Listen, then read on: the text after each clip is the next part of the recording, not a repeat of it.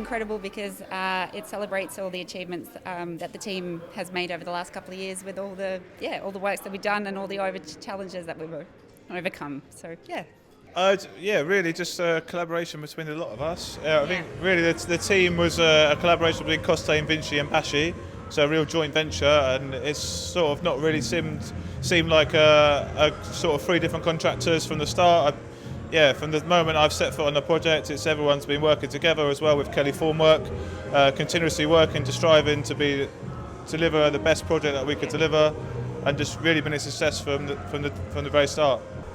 I think put the nomination in from the heart. Like we truly, I know it sounds a bit cheesy, but we worked really hard. We're collaborative, and we enjoy what we do. So bring anything to the nomination that's important to you and to the team, and recognise everyone that's doing all the good work on the project and on the site. I mean, just thank you to the Construction News Workforce Awards. It's been a great event. Really happy that we could win. I think it really sort of sums up the year that we've had, and really sort of the productive year that we've had on site. We've done some amazing work, and it's just great to be recognised for what we've been doing.